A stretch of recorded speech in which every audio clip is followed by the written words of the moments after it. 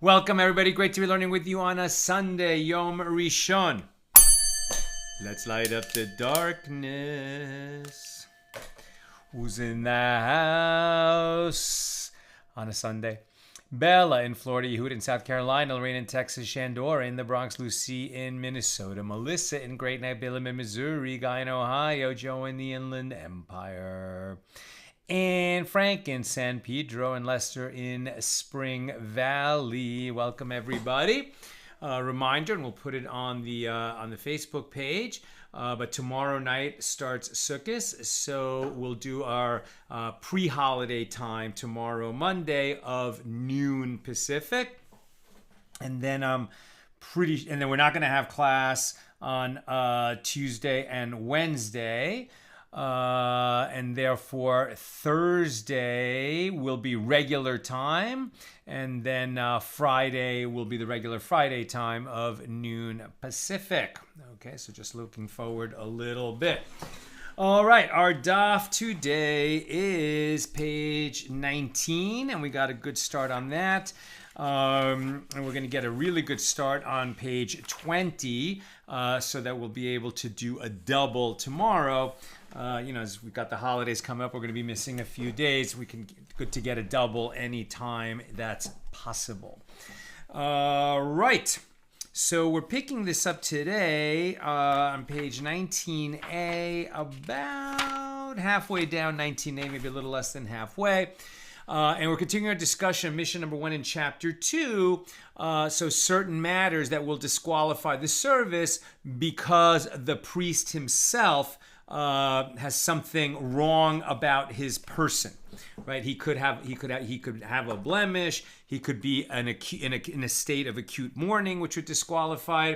He could be missing some of the clothing, the priestly vestments, or have extra clothing on him. Both of these would disqualify. We were talking about that yesterday.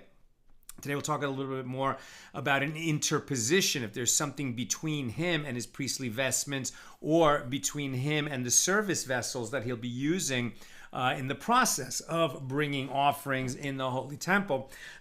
All of these conditions, and of course if he was tameh, ritually impure, all of these conditions would disqualify an offering that he had brought on somebody else's behalf. So it's very important that the priest not only have the correct intention with respect to the correct offering and who owns it, but also that there's nothing about him that is going to disqualify the service. Also, he has to wash his hands and feet in the special basin, as we will discuss a little later today. Okay, so Rava raises a dilemma.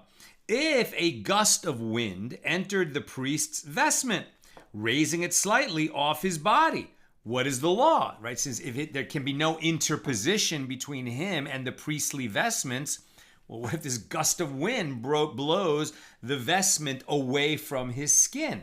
Is that air that's puffing out his vestments going to be considered some kind of an interposition between him and his vestment? Do we require the vestment to be literally upon his body, as it says in Leviticus 6:3? And this is not the case when the wind raises his vestment.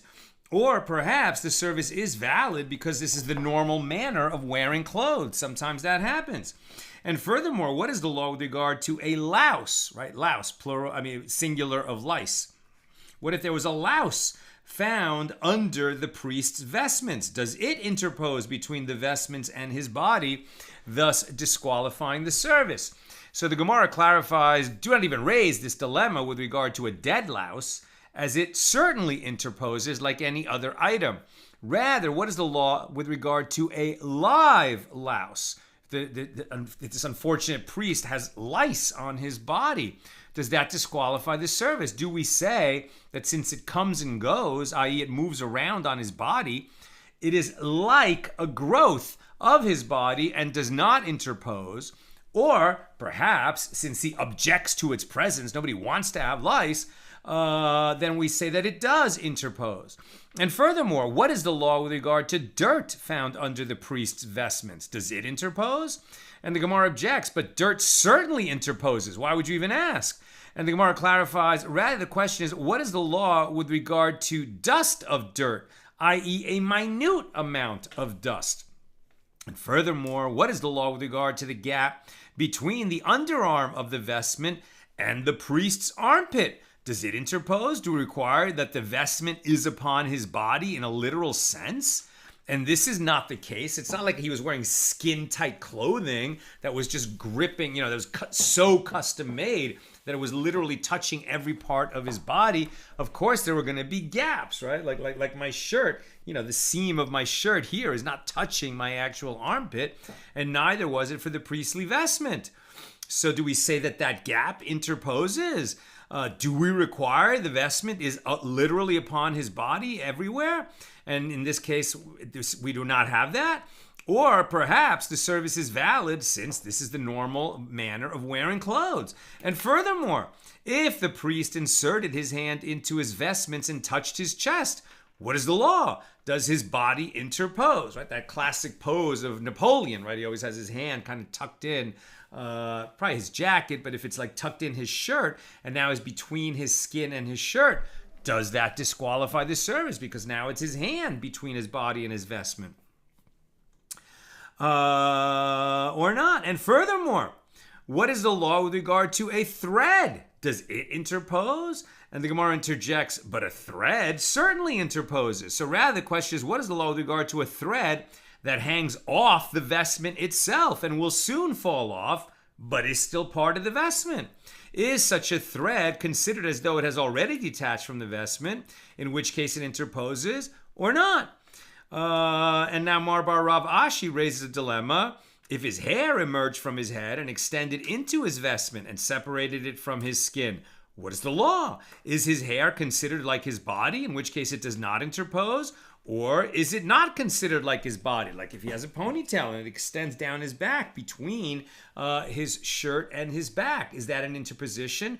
Or is it not an interposition because it's considered like the rest of the hair that's on his chest or hair that literally grows out of his back?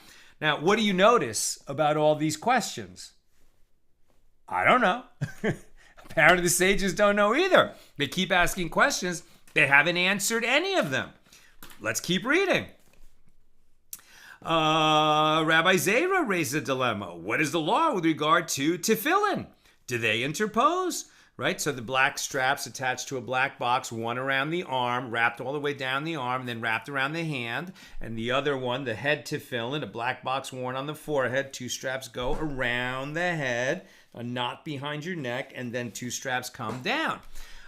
We, in modern times, put tefillin on in the mornings during morning prayers, and then we take it off, and we fulfill our obligation by putting it on, saying some blessings, and then taking it off. In ancient times, it was the practice to wear the tefillin all day long. So this sounds like it would interpose. Certainly the black strap, which has to be on your skin. So that would be a black leather strap between his skin and the vestment. Does that interpose? So what is the law with regard to tefillin? Do they interpose? So the Gemara clarifies, according to the opinion of the one who says that night is not an appropriate time to don tefillin, don't raise the dilemma. Since they interpose at night, they also interpose during the day. Rather, when you raise the dilemma, do so according to the one who says that night is an appropriate time to don tefillin. According to this opinion, what is the law? Does a mitzvah that one fulfills with his body, meaning tefillin, another mitzvah that you do with your body is sitting in the sukkah, as we will start doing tomorrow night. So does a mitzvah that one fulfills with his body interpose, or does it not interpose between the priest and his vestments?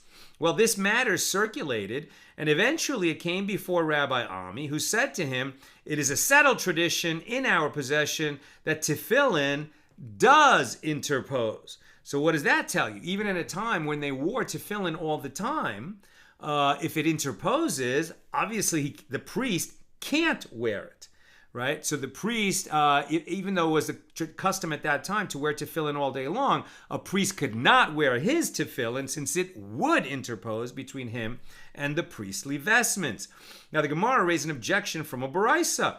Priests in their service and Levites on their platform in the temple where they recite songs, and Israelites at their watches where they observe the sacrifice of the daily offering on behalf of the nation, are all exempt from prayer, right? The 3 times a day obligation to pray, and from donning tefillin.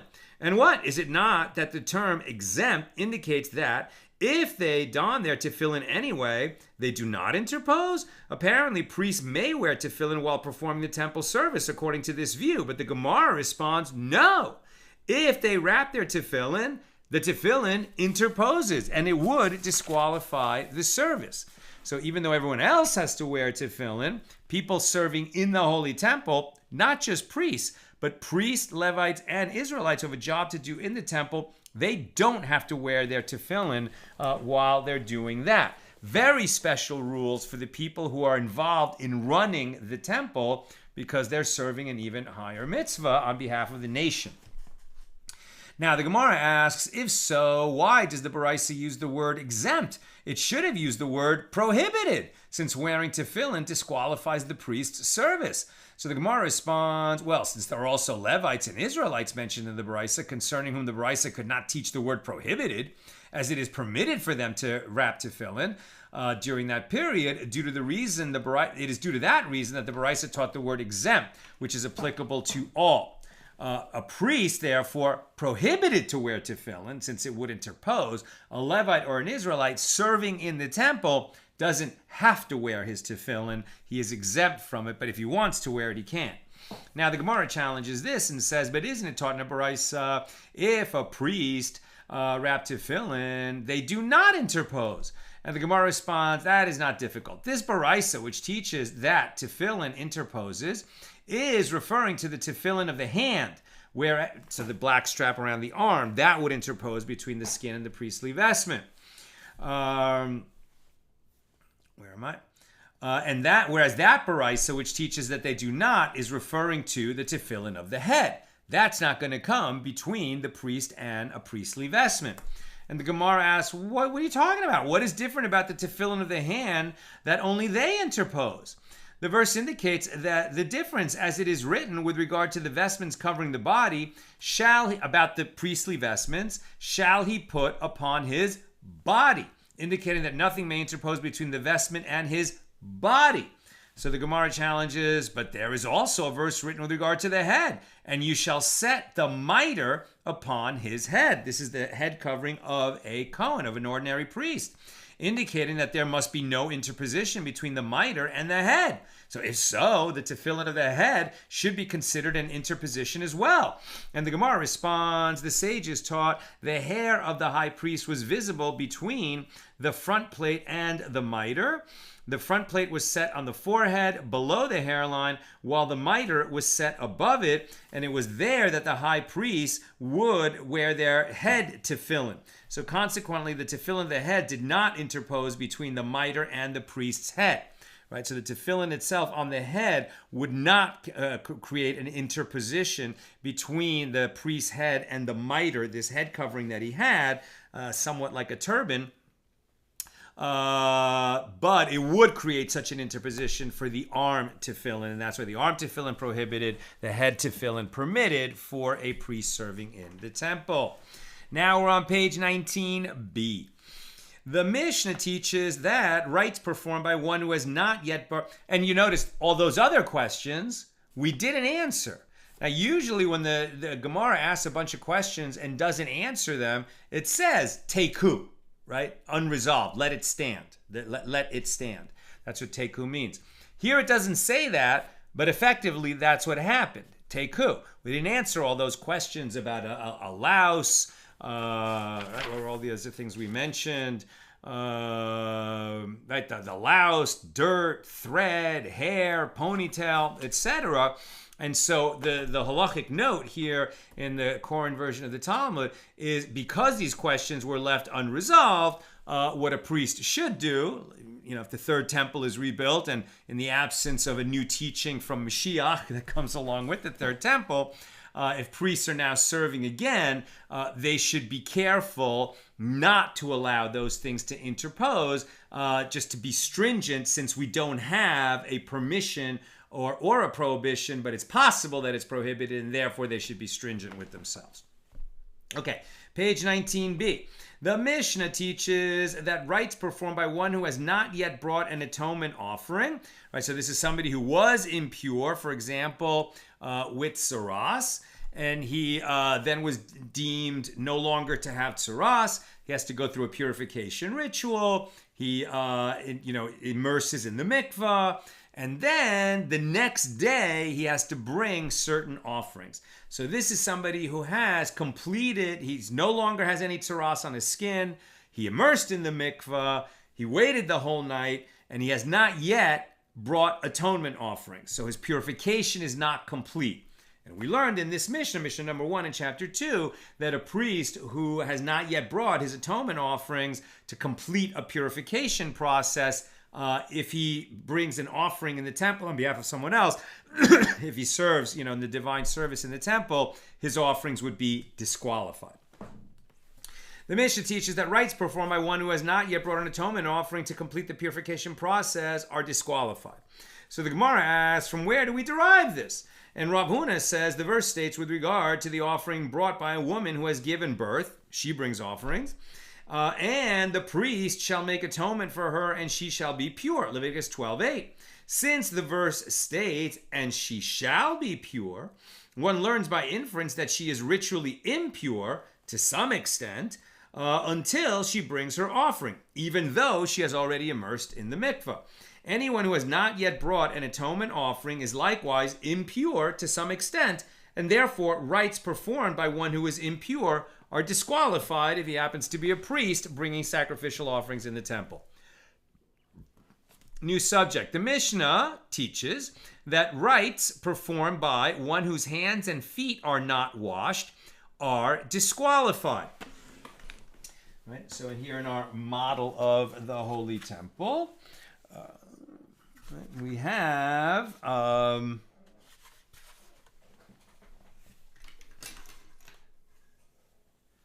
over here, if you can see that yellow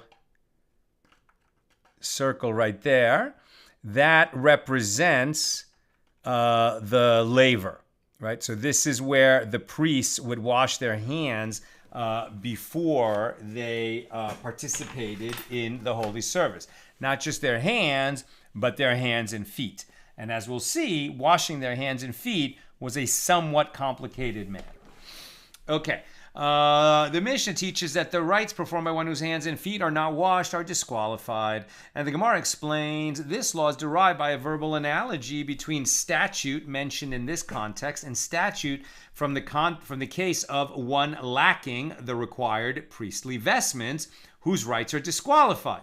So the sages taught with regard to a high priest who did not immerse or did not sanctify his hands and feet during the Yom Kippur service, between donning the golden garments and the white linen garments, or between the performance of one rite and another rite, and he performed the service in this state, his service is valid after the fact. So what they're talking about here is, and you know, if you're in an Orthodox service, you certainly read this on Yom Kippur, where we recite the avoda, and we also learned it together in Tractate Yoma, right? The divine service of the Kohen Gadol, of the high priest on Yom Kippur, where he's literally on the move all day long. I mean, he has tasks to do. His actions that day are highly choreographed because there's so many things that he needs to do. He has to slaughter a bull for himself, a goat for the nation. He has to bring special incense. He has to do some stuff in the Holy of Holies, some stuff in the outer altar. And he has to keep changing his clothes. He changes his clothes, I think, at least 4 times during the day on Yom Kippur. And he has to immerse in the mikvah several times during the day and wash his hands and feet several times during the day.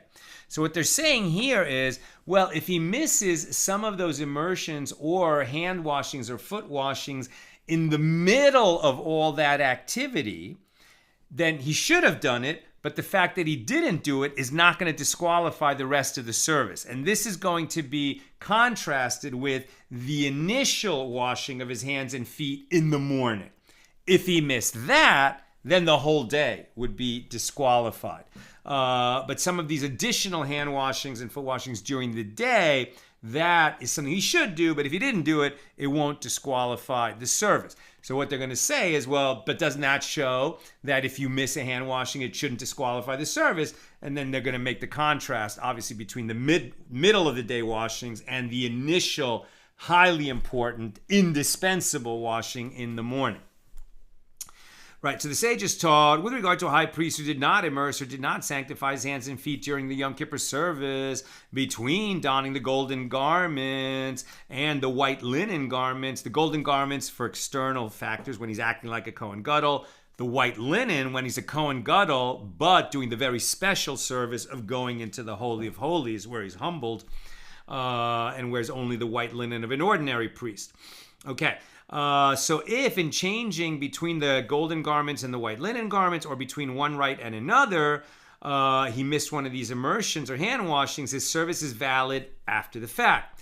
But with regard to either a high priest or an ordinary priest who did not sanctify his hands and feet at all in the morning and perform the service, his service is disqualified. So Rav Asi said to Rabbi Yochanan, now there are 5 immersions and 10 sanctifications of the hands and feet during the Yom Kippur service by Torah law. Okay, so in my memory, I underestimated. 5 immersions, 5 times he has to get in the mikveh during the day, and 10 times he washes his hands and feet by Torah law. And the word statute in Leviticus 16:34 is written with regard to all these washings and immersions. So accordingly, they should be indispensable. And if you missed any of them, it should disqualify the service. And Rabbi Yochanan said to him, after stipulating that the high priest must wear the requisite vestments before performing the Yom Kippur service, the verse states, and put them on. And this superfluous term serves to indicate that wearing the requisite vestments is indispensable, but nothing else is indispensable, like these additional washings and immersions. Rav Asi's face lit up with joy after hearing this response. Rabbi Yochanan said to him, I have merely written the letter Vav on a piece of wood for you. In other words, I have not given you a satisfactory answer. I just, gave you something, a little extra information. As if that is so, that only wearing of the vestments is indispensable, then failure to sanctify the hands and feet in the morning should also not disqualify the service. And yet, according to the Baraisa, that does disqualify the service. So what is different about the initial hand washing that it is indispensable and the rest of them aren't? We can't derive that from the fact that the statute is only mentioned with respect to the vestments.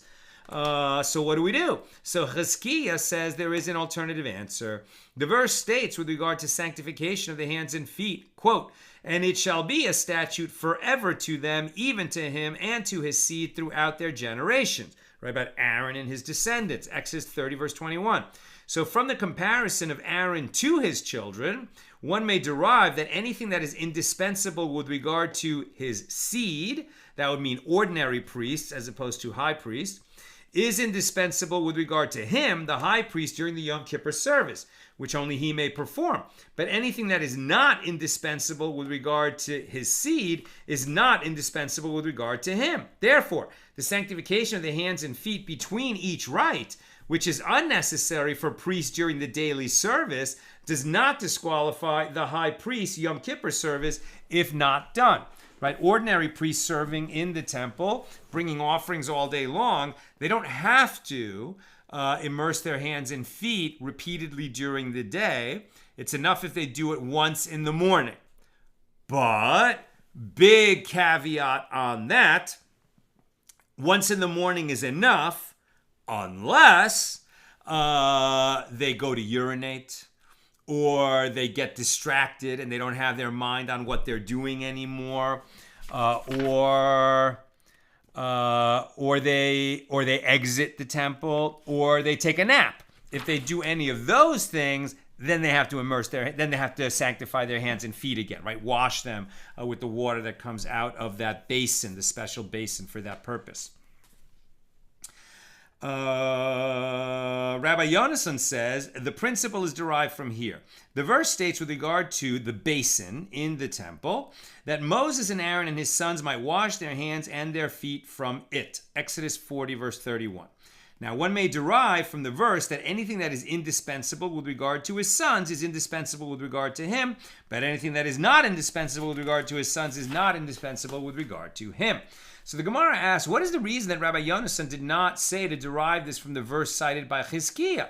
And the Gemara responds that Rabbi Yonason could have said to you, the verse cited by Chizkiah is written to teach that the law applies even for future generations, not to draw a parallel between the high priest and ordinary priests. So the Gemara asks, okay, well then the other sage, Chizkiah, what is the reason he did not say to derive the law from the verse cited by Rabbi Yonason?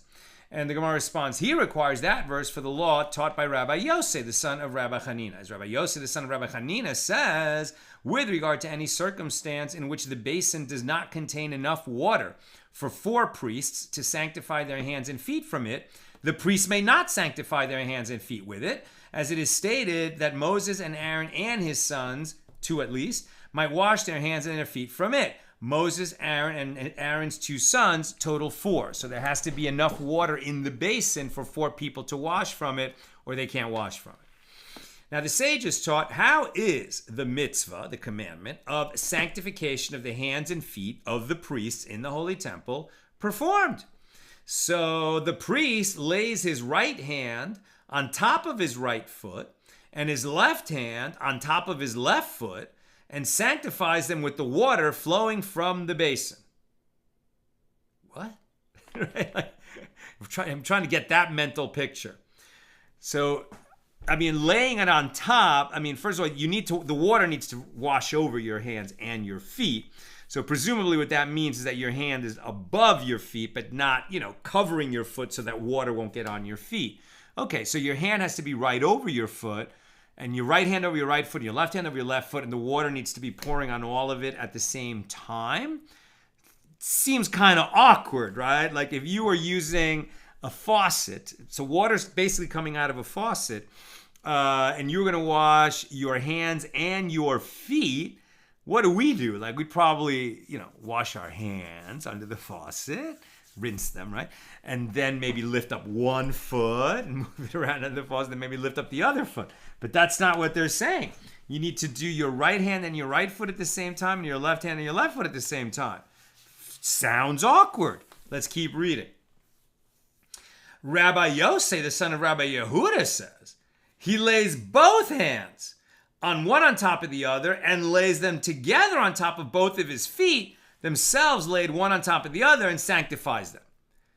So now you have to make a stack, like a hand, a foot, all, stacked above each other.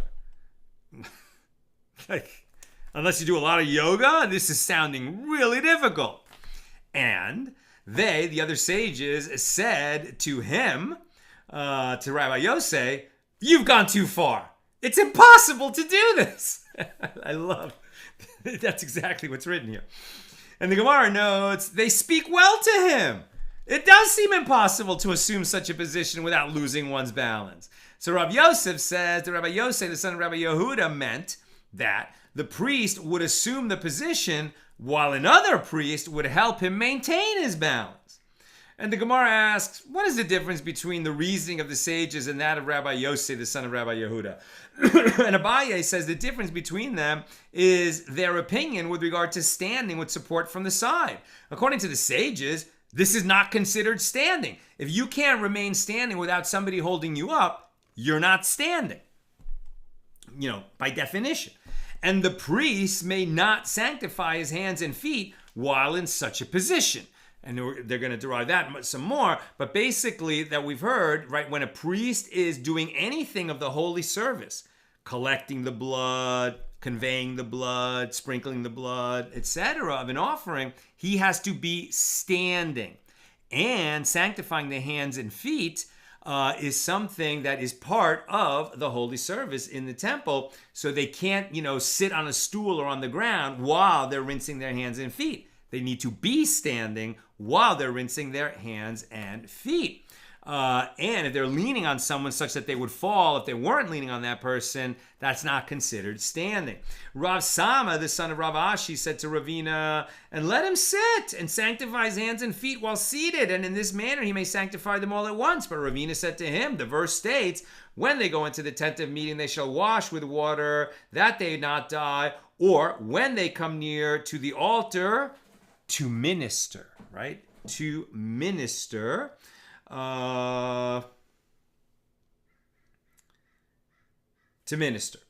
In Exodus 30, verse 20. And, here's a great word, ministration, right? In other words, performing the holy service, the avoda. And ministration is performed while standing. How do we know that? Deuteronomy 18:5, where it says, to stand, to minister. So in order to be doing the performance of the holy services that a priest does in the holy temple, it says you must stand to minister. Therefore, he must be standing. And this is also going to apply to sanctifying his hands and feet. Now, the sages taught if a priest sanctified his hands and feet during the day, he does not need to sanctify them at night. But if he sanctified them at night, he must sanctify them during the following day. This is the statement of Rebbe, right? AKA Rabbi Yehuda Hanasi. As Rebbe would say, the disqualification of being left overnight is determinative with regard to sanctification of the hands and feet, like any sacrificial item that is sanctified. Accordingly, once the night has passed, the priest must sanctify them again, his hands and feet again. Rabbi Elazar, the son of Rabbi Shimon, says the disqualification of being left overnight is not determinative with regard to sanctification of the hands and feet. Being left overnight is something that applies to the offerings themselves. The parts that are edible, and if they're left overnight, then you can't eat them anymore. Why would we apply that to whether he washed his hands and feet or not? Therefore, as long as the priest continues to serve, he need not sanctify them again. It is taught in another baraisa, if the priest was standing and sacrificing offerings on top of the altar all night, in the morning he does require sanctification of his hands and feet again. This is the statement of Rebbe. Rabbi Elazar, the son of Rabbi Shimon, says once he sanctified his hands and feet at the beginning of the service, even if he continues to perform rites for the next 10 days, he does not need to sanctify them again. And the Gemara notes, and both of the above baraisas are necessary, though they seem to present the same dispute. As if it had taught only the first baraisa, one might have thought that Rebbe stated his opinion only with regard to that case, as there a priest paused between one rite and another rite. But in this case, in the second baraisa, where he did not pause between rites, say that Rebbe concedes to Rabbi Elazar, the son of Rabbi Shimon, that the priest need not sanctify his hands and feet again.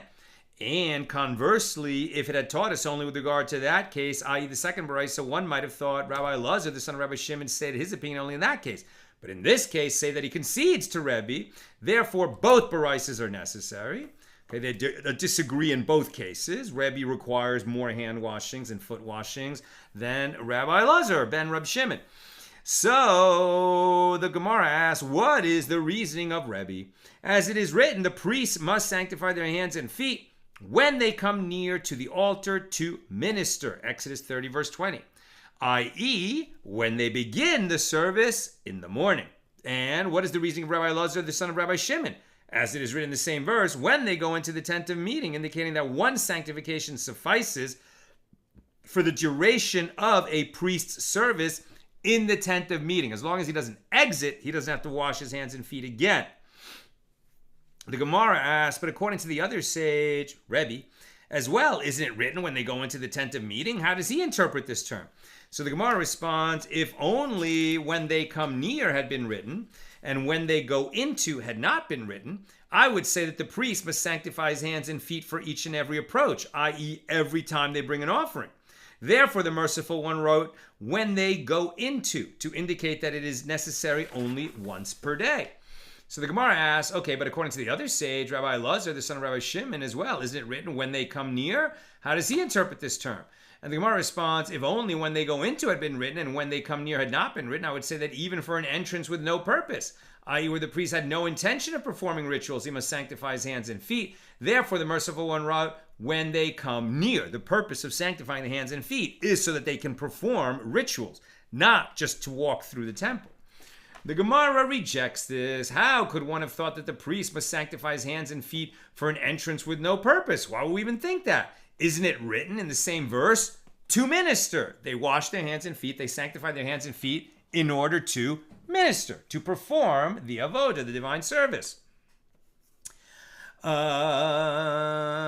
rather, according to Rabbi Elazar, the son of Rabbi Shimon, the phrase, when they come near, is necessary for the law taught by Rav Acha bar Yaakov. What did he say? As Rav Acha bar Yaakov says, all concede with regard to the second sanctification performed by the high priest on Yom Kippur.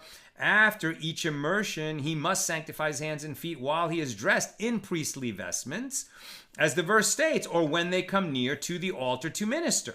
The verse indicates that one who is lacking only to come near the altar, i.e. one who is in all other ways prepared for the service, may perform this sanctification. Excluded is this one who is lacking both dressing and coming near. Right? So in passing, we're learning that the priest could only sanctify their hands and feet when they were already wearing the priestly vestments. They couldn't, sanctify their hands and feet, then go to the locker room, put on their priestly vestments, and then come out and go to the service. Now the Gemara asks, why do I need the continuation of the verse to cause an offering by fire to smoke? And the Gemara responds, well, lest you say that this matter, sanctification of the hands and feet, applies only to a ritual that is indispensable for effecting atonement, for example, sprinkling the blood on the altar, but a rite that is not indispensable for effecting atonement, for example, placing the fats and sacrificial portions of the offering on the altar, does not require prior sanctification of the hands and feet, lest you think that. Therefore, this verse teaches us that even such rites do require sanctification of the hands and feet with washing from the laver, or the basin as it could be called. Now we're on page 20a. When Rav Dimi came from Eretz Yisrael to Bavel, he said that Rabbi Yochanan says, Ilfa raises a dilemma. According to the statement of Rabbi Elazar, the son of Rabbi Shimon, who says that the disqualification of being left overnight is not determinative with regard to sanctification of the hands and feet, what is the law with regard to the water in the basin?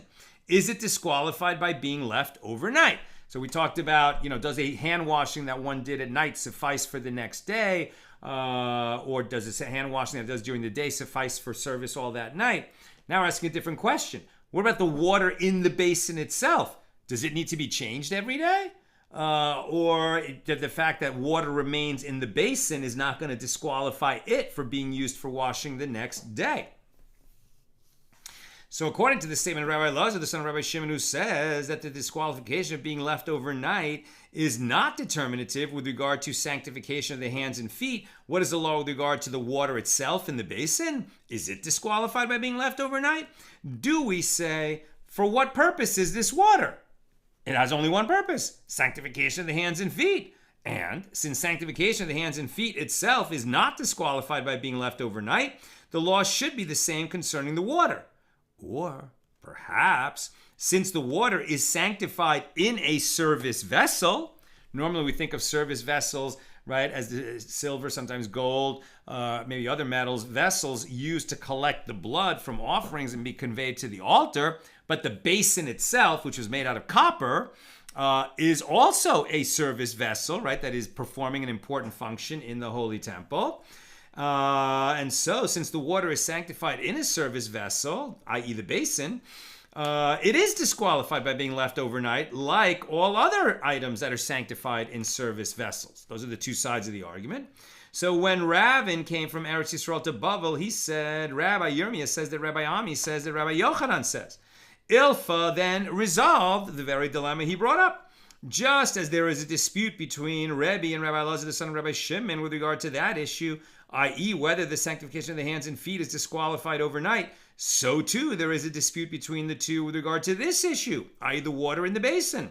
Accordingly, Rabbi Elazar, the son of Rabbi Shimon, holds that the water is not disqualified by being left overnight.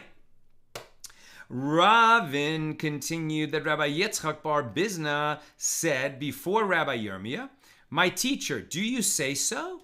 But this is what Rabbi Asi says that Rabbi Yochanan says in the name of Ilfa. With regard to a basin that they did not sink into its pit at night, which would have prevented the water from being disqualified by being left overnight, a priest sanctifies his hands and feet from it for the service of that night, and the next day he does not sanctify his hands and feet from it. And we discussed this. When Ilfa said that the next day he does not sanctify his hands and feet from it, did he mean that he does not require sanctification the next day, since sanctification is not disqualified overnight? Or perhaps Ilfa meant that it is prohibited to sanctify one's hands and feet from the basin because the water was left in it overnight and was thus disqualified. And Rabbi Asi did not resolve the issue for us. But you, Master, are resolving the issue by claiming that Ilfa ruled explicitly with regard to the opinion of Rabbi Lazar, the son of Rabbi Shimon. So the Gemara attempts to resolve the issue. Come and hear a proof from a Mishna in Tractate Yoma, page 37a. The high priest, Ben Katan, a specific high priest named Ben Katan, made 12 spigots for the basin so that several priests could sanctify their hands and feet at once. And he also made a mechanism, a machine, for sinking the basin into water during the night so that its water would not be disqualified by being left overnight. And what is it not that this Mishnah is in accordance with the opinion of Rabbi Elazar, the son of Rabbi Shimon? If so, he holds that the water of the basin is disqualified by being left overnight, unless they use this machine. So the Gemara responds, no, it is in accordance with the opinion of Rebbe.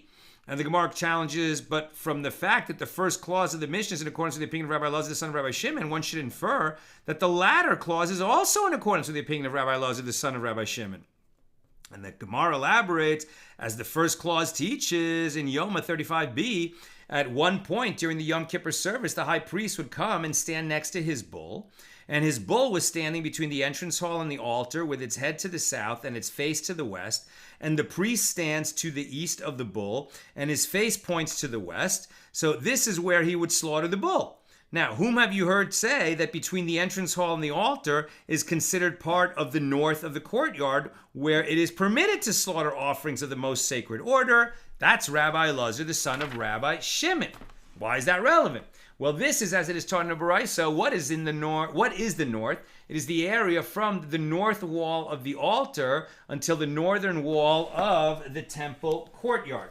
Right? So they're talking about what is considered the north of the courtyard. Certain offerings can only be slaughtered in the north. Right? So this is west this way. That's east that way. This is north, up, and south is down.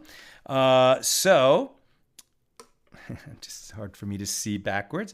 This area here is north, the north side of the courtyard. And for here, for sure, you can slaughter animals of the most sacred order, right? And then south of that is the altar. But the bull of Yom Kippur, where was it slaughtered? It was not slaughtered. Where could they slaughter it? They're talking about between the entrance hall and the altar. Well, that's here. But if the altar is basically in the south of that courtyard, does it overlap with the north? So this, sorry. Whoops.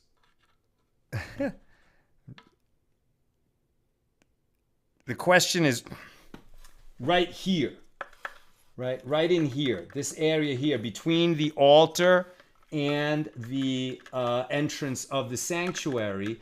Does it count as being part of the north or not? That's what they're asking. What is the north? It is the area from the northern wall of the altar until the northern wall of the temple courtyard. And opposite the entire altar is considered the north. This is the statement of Rabbi Yossi, the son of Rabbi Yehuda. Rabbi Lazar, the son of Rabbi Shimon, adds even the area between the entrance hall and the altar to the area that is considered the north. And Rabbi adds that even the areas to the north in the place where the priests walk, and the areas to the north in the place where the Israelites walk, but all concede that from the area from the chamber of knives and inward, which is an area to the side, is unfit for slaughtering offerings of the most sacred order, as it is not visible from the altar, right?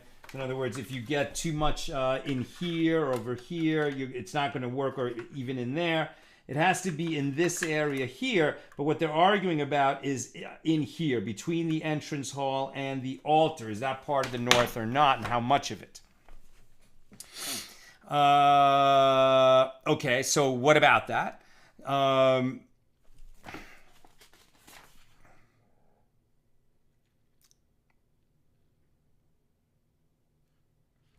It's funny, like what they're actually arguing about, right, how we got here, is this machine that was built to immerse the basin at night, so that it was like, I don't know, it was like if they put like a well under the ground, so like this is like the ground level, and they created this machine where like this is the basin, and it would have water in it, but at night they would just lower the whole basin into this, sort of well in the under the ground, and so they didn't have to empty it, but its water would mix with the water in the well.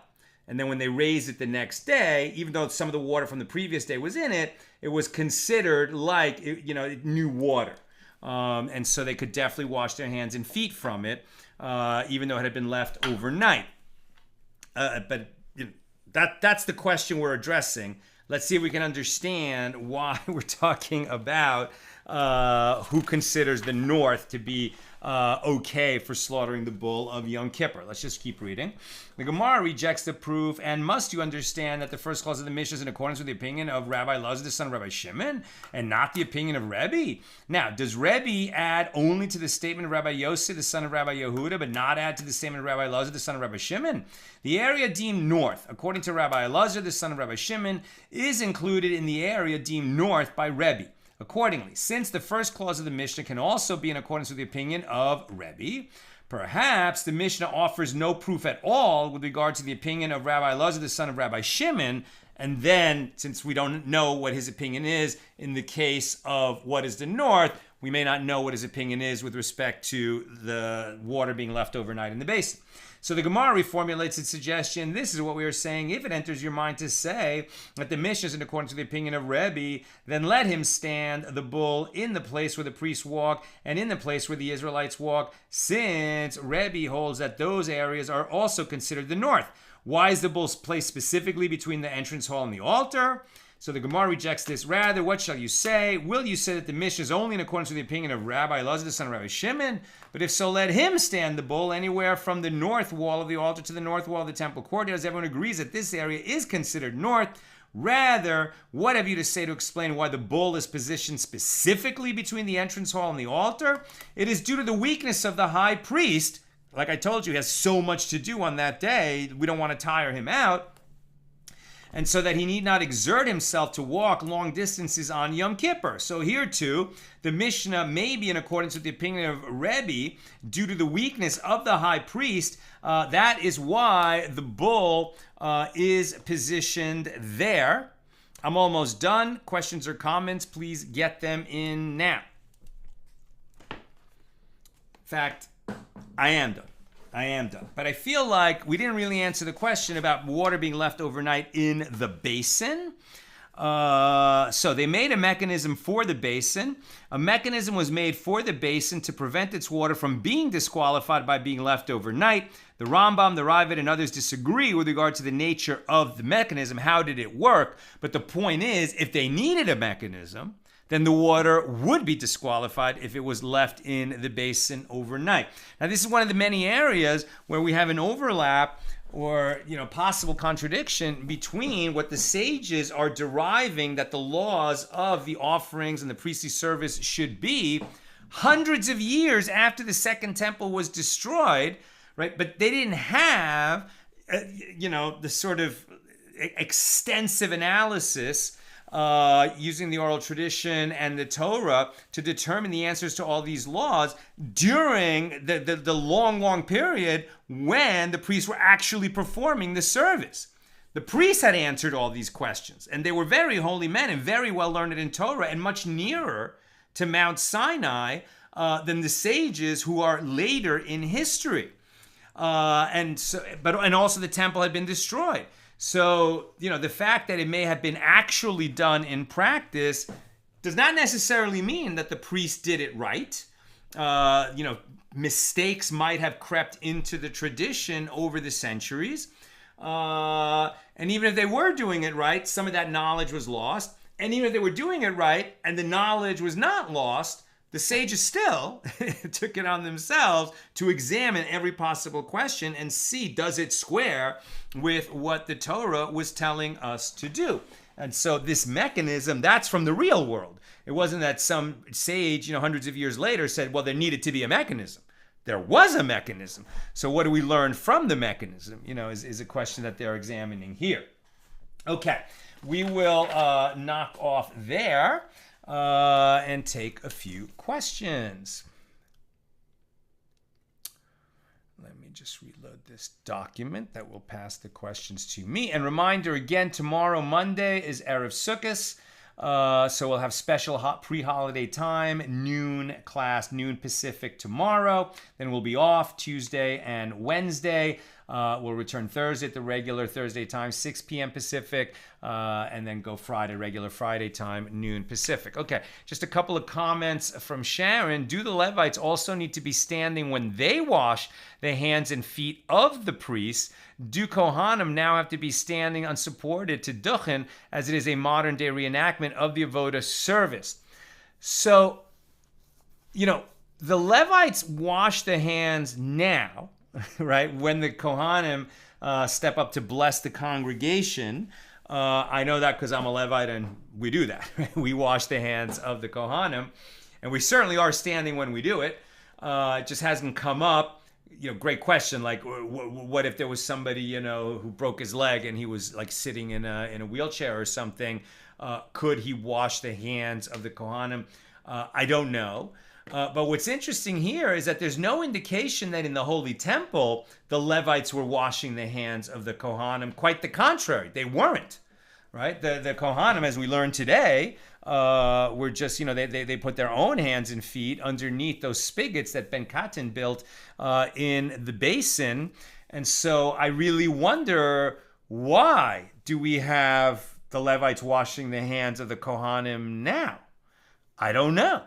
I want to learn more about that. Now that we learned that Kohanim wash their own hands in the Holy Temple, maybe the Levites washed their hands before they were blessing the congregation. There was Kohanic blessing of the congregation back then. And we haven't talked about that yet. We've been just talking about the priest doing the divine service by bringing offerings. So I don't know where that actually comes from. It's a really good question. Sharon, today is my mother-in-law's yard site, Miriam Bat Ben Sion HaKohen. In her memory, we will be providing dinner in the synagogue sukkah for the whole community and sponsor a learning session there. May the memory of the righteous be for a blessing. Amen. Amen. May Miriam Bas Ben Sion HaKohen have her neshama have a great aliyah in the world of souls, and it may lift even higher in the merit of this beautiful mitzvah that you are doing with your husband Sharon. Amen. Shkoyach. Well done. That's what I've got for us today, and with God's help, we'll be together again tomorrow, Monday, noon Pacific. All the best.